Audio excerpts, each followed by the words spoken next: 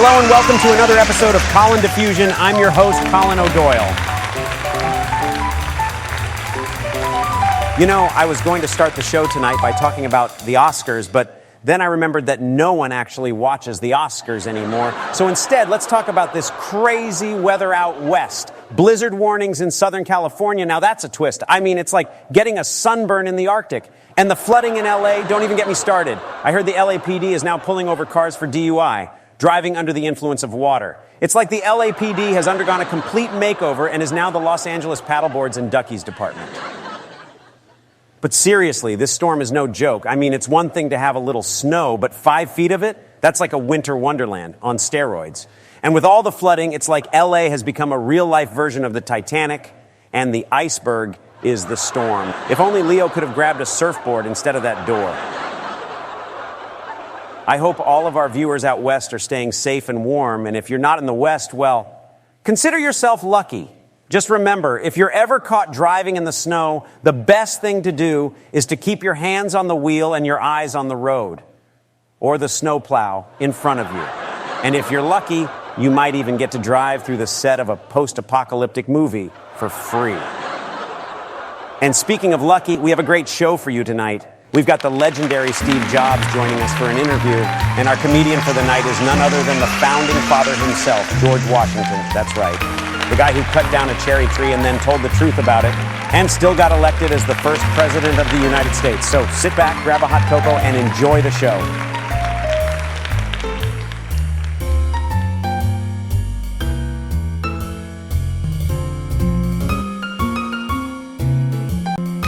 Good evening, folks, and welcome to a night of technological mayhem with Colin Diffusion. I'm your host, Colin O'Doyle, and tonight we have a guest that needs no introduction, the tech wizard himself, Steve Jobs. Steve, it's an honor to have you here on the show. The honor is all mine, Colin. I'm excited to be here, and it's fascinating to see how far AI technology has come. Being on a fully AI-generated talk show like Colin Diffusion is a unique experience. So, Steve, we're doing something a little different with this interview. We've got the latest in AI technology, and we can take this interview anywhere you want. So, where would you like to go? To the moon, to Mars, to the future? Let's stick to Earth for now, Colin. How about we go back to where it all started for me? Let's go to the garage where Apple was founded. Excellent choice. And with that, let's take a virtual trip to the garage where it all started for Apple. So, Steve, tell us, what was it like starting Apple in this garage? I mean, was there enough room for you, Wozniak, and all your big ideas? Well, Colin, it was a tight squeeze, but we made it work. The garage was actually my parents' garage, and we started Apple there with my friend Steve Wozniak. It was just the two of us, working tirelessly to bring our vision to life. And of course, we had no idea at the time just how successful Apple would become. And what was your vision for Apple when you started? To sell apples by the basketful?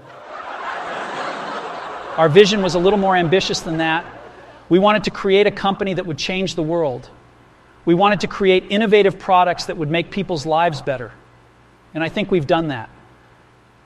Apple has changed the world in so many ways, and I'm proud to have been a part of it all. That's incredible, Steve. And what do you think was the key to Apple's success? Was it the secret sauce in your apples? The secret sauce was our passion and commitment to excellence.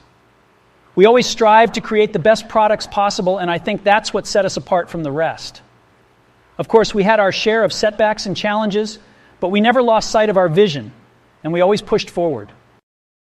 That's very true, Steve. And what do you think was your biggest accomplishment at Apple? Was it the creation of the iToaster? Unfortunately, the iToaster never made it to market, Colin. But I think that the launch of the iPhone was one of my proudest moments. It was a game changer in so many ways, and it completely revolutionized the way people interact with technology. That's a great answer, Steve. And what do you think was the biggest challenge you faced at Apple? Was it trying to make the iMac compatible with Windows? That was definitely a challenge, Colin. But I think the key to overcoming those challenges was to always stay true to our vision and to never give up. We believed in what we were doing, and we were willing to put in the hard work and long hours to make it a reality. That's a great attitude, Steve. And speaking of hard work, I heard that you were known for your infamous reality distortion field at Apple. Can you tell us a little bit about that? Well, Colin, it was more of a joke, really, but I guess it did have some truth to it. I was always very passionate about what we were doing at Apple, and I had a way of convincing others to believe in our vision, even when it seemed impossible. I can definitely see that, Steve. And what about your famous quote, design is not just what it looks like and feels like. Design is how it works. Can you explain what you meant by that? Of course, Colin. To me, design is about more than just the aesthetics of a product. It's about how it functions, how it works, and how it makes people feel. We always strive to create products that not only look beautiful, but that were also intuitive and easy to use. That's what I meant by that quote. That's a great philosophy, Steve. And what do you think sets Apple apart from other tech companies? I think what sets us apart is our relentless focus on innovation and design. We always strive to push the boundaries of what's possible and to create products that are truly unique and groundbreaking. And of course, we have a passionate and talented team of people who bring that vision to life. That's amazing. And I have to say, I'm a huge fan of Apple products myself. What's next for Apple? Well, Colin, let's just say that the future is looking pretty exciting for Apple. We're always exploring new technologies and pushing the boundaries of what's possible. And I can hint that we have some really exciting developments in the works with self-driving cars and AI as well as VR. But I can't reveal too much just yet. All I can say is stay tuned, because the future is going to be even more amazing than you can imagine. That's great to hear, Steve. Well, it's been an absolute pleasure to have you on the show. Thank you so much for joining us tonight. Thank you, Colin. It's been a great time.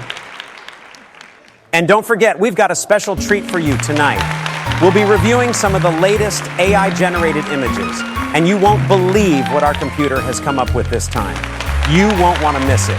And if that's not enough, we've got the founding father himself, George Washington, taking the stage for some stand-up comedy. That's right, you heard it here first. The man who led our country to independence will now be leading us to laughter. So stick around, grab some popcorn, and get ready for a wild ride on Colin Diffusion.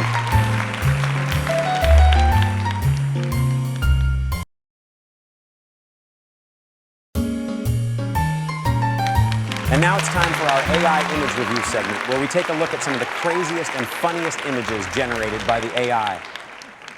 A giant hamster running through the city with a shopping cart. Oh my gosh, this is a wild one. Look at this giant hamster running through the city with a shopping cart. It's like the hamster version of a runaway shopping cart. I bet he's stocking up on all the essentials: carrots, sunflower seeds, and of course, hamster wheels. But you have to give it to the little guy. He's really hustling. And with that cart, he could probably give Amazon Prime a run for their money. I wouldn't be surprised if we see this hamster delivering packages in the future. Who knows? Maybe he'll even start his own delivery service called Hamster Express. A heavy metal unicorn playing the guitar in space.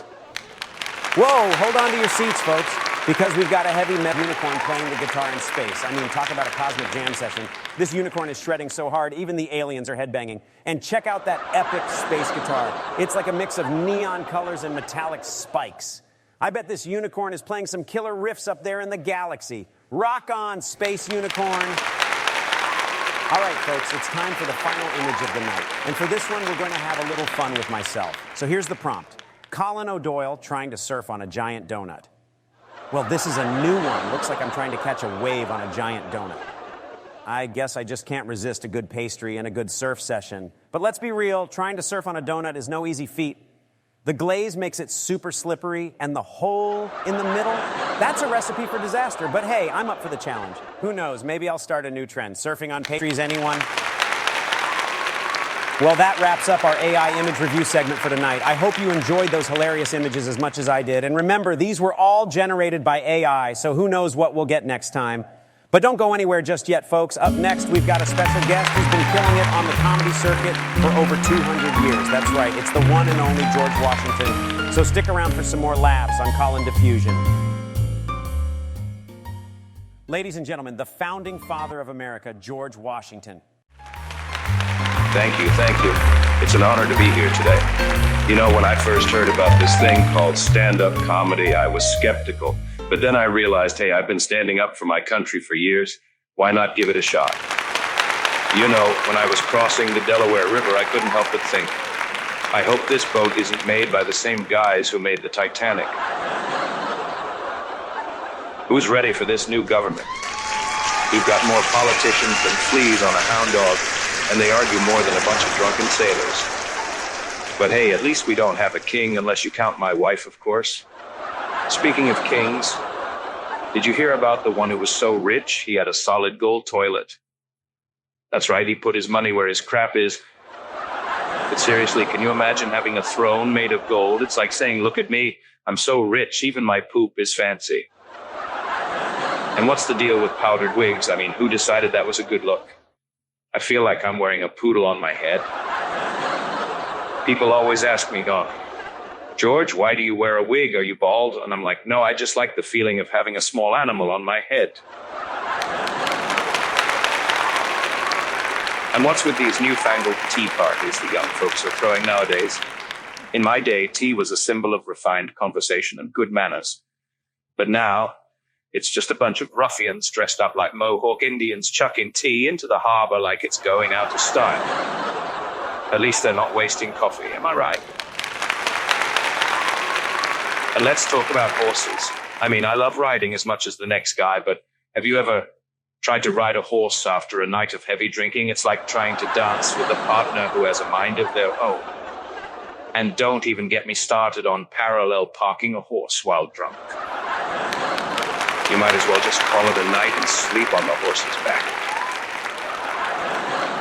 Speaking of new inventions, have you heard about this thing called the telephone? Apparently you can talk to someone on the other side of the world with it. Can you imagine? I mean, I can barely get a message to my neighbor without having to send a messenger on horseback. But you know what really grinds my gears? When people come up to me and ask, George, what's it like being the father of our country? I mean, come on, people, I didn't even get a Father's Day card out of it. And let's be honest, being a father is hard enough. Imagine having to deal with 13 colonies all at once. It's like having a bunch of unruly children who all think they know better than you.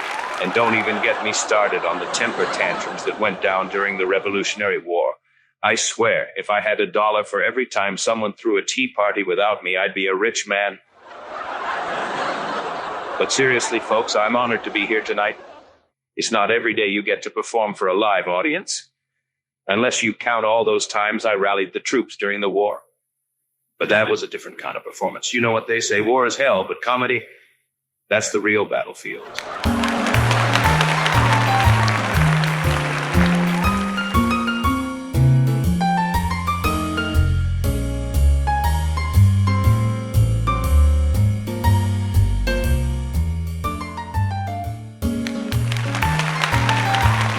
That's our show.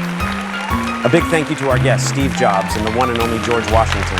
And remember, if at first you don't succeed, skydiving is probably not for you. Good night, everyone.